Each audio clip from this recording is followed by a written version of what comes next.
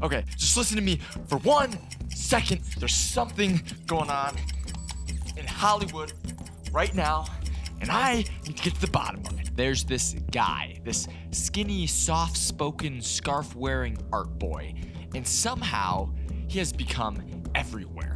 He has done every archetype known to cinema. He's been the tender gay romance muse. He's been the literal prophesized savior of the entire universe. He's been a chocolate factory industrialist with the spirit of an over-caffeinated Victorian chimney sweep. And then he's casually played a drug-addicted cannibal in the woods like it's nothing. And everyone is just going along with it. Because I am telling you, this is orchestrated. He's being rolled out in a multi-phase, long-term deployment strategy. And I need to know why. Let's indulge.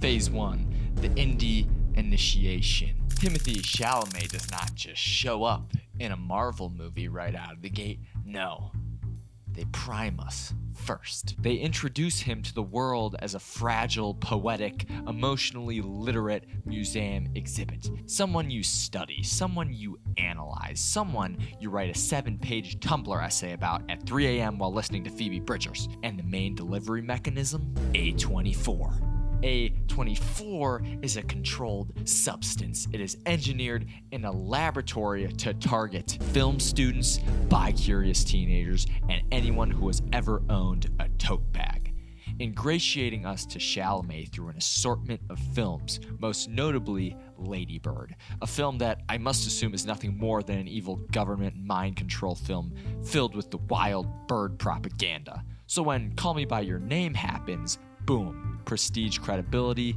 installed, sensitive artistic aura deployed, soft boy national treaty ratified. And the moment the world collectively goes, wow, he seems so gentle, so thoughtful, so poetic, Hollywood says, good.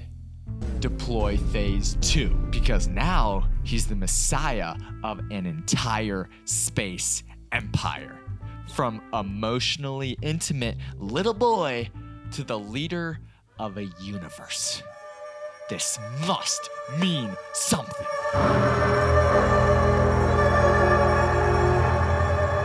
Okay, but here's the part that keeps me up at night. Because if it was just Call Me By Your Name, one breakout role, one summer romance, Peaches had their cultural moment, whatever, we move on. But no. We don't move on. He shows up again and again. In Beautiful Boy, he's just hurt. He plays addiction in a way that isn't glamorous or tragic or performatively gritty. It's just someone trying so hard to get better and not knowing how to love themselves through it. Hollywood loves to show addiction as spectacle. Timothy plays it as confusion. And then suddenly he's in Little Women, and it's like the entire audience had one shared memory of dating a charming guy who was a little too poetic for his own good and a little too dramatic to actually be stable. And the way he played heartbreak, like a theater kid who practiced the speech in the mirror and still failed, is relatable heartbreak. It's emotionally accessible heartbreak. And somehow, we liked him more for losing. Timothée Chalamet, he didn't rise in a vacuum. He rose because something was missing. For about 10 years, Hollywood kept feeding us the same man. Stoic, detached, emotionally guarded like he's protecting nuclear codes. You know the type. The guy who loves you but doesn't say it until the movie ends and he's bleeding out on a rooftop. And culturally, we got exhausted. So when Timothy shows up, he arrives with feeling. So at this point, I'm thinking maybe the conspiracy doesn't have to do with casting. Maybe it just has to do with timing. Because right as every leading man in Hollywood is built like a refrigerator and communicates exclusively through grunts, this guy, this twig of yearning and autumn breeze, shows up with the face that says, I have felt every emotion you were afraid to say out loud. And the world just went, Finally. But no. No. That's just what they want you to think. This is psychological engineering at a national scale. Or maybe I'm the problem. Maybe I am the problem. All right, I'm gonna be honest with you. I've plugged the numbers. I've done it all. I've spent many countless nights yearning over these numbers, these facts. And I don't think there's a conspiracy at all. I just think he's really good. In Dune, there's a moment where Paul Atreides realizes who he's becoming. And he doesn't do anything big, he just changes the way he looks out of his eyes. Like something clicked behind them. And the entire movie shifts around that, where Paul stops being the anxious, prophesized maybe savior who's still figuring out his place, and he just decides that he is. There's a confidence, a swagger to Paul Atreides that didn't always exist, and I think that perfectly echoes Timothée Chalamet's career up to this point. It feels like Timothée Chalamet is on the precipice of a historic run. You can see it in the way he acts on the big screen. You can see it in the way he talks to the media. He wants it. He wants it so badly. He wants so badly to be the greatest, and he isn't afraid to let us know that. In a generation where sincerity feels like it has been pushed to the wayside, where everything is ironic, where everything is cringe, or meant to get clicks or views or draw the eyes of everyone, Timothée Chalamet is doing the complete opposite. He's welcoming authenticity. He's making it cool again to try. Because when did it become not cool to try, to really care about your craft, to really care about what you stand for and who you are? And I respect him for that, and I commend him for that, and you can see it in his performances. His career trajectory has interwoven seamlessly through roles so different from one another, some landing, others not so much, but the constant has always been his performance. Yes, I hated the movie Wonka vehemently. What made the original so special, even Depp's iteration 2, was that they featured a certain darkness, sinister undertones. There was a danger to them. This movie was made for 5-year-olds, real-life 5-year-olds who suck on thumbs and haven't had a conscious thought yet. Hell, I mean, I'll give them credit. If I were 5, this would have probably been my favorite mindless movie too. Why can't kids' movies feature real-life stakes and lessons anymore? Why do they all have to be all this gooey gumdrop bullshit? Sorry?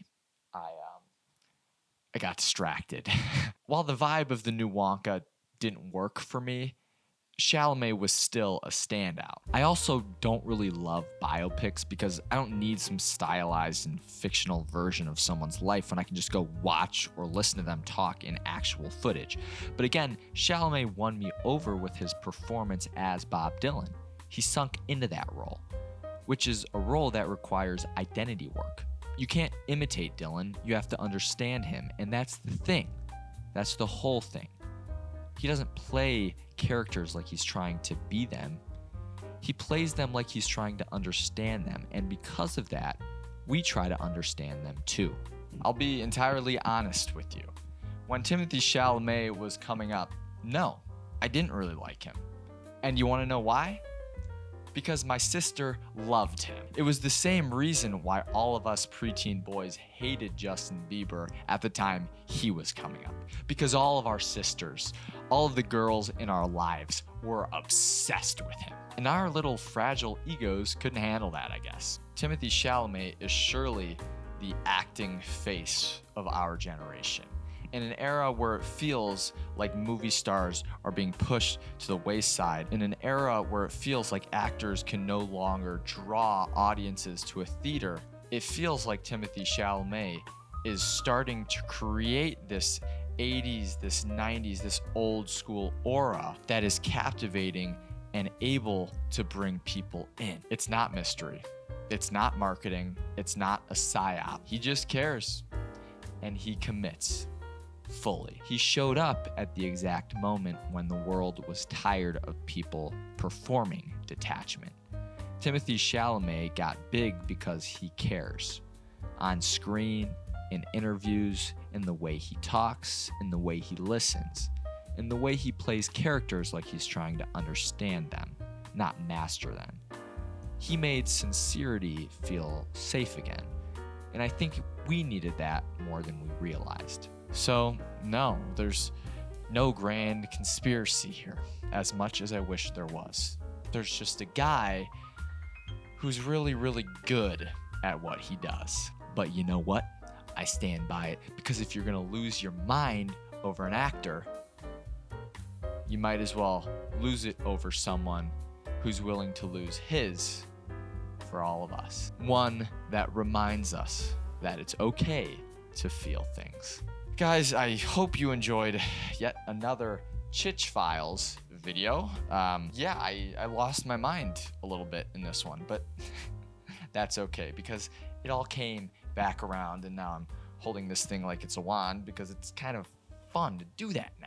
Anyways, like I said, I hope you enjoyed the video. If you guys want to like, want to comment, subscribe, whatever it is that you do on this platform, go ahead and do that. I will see you guys next time. Take care.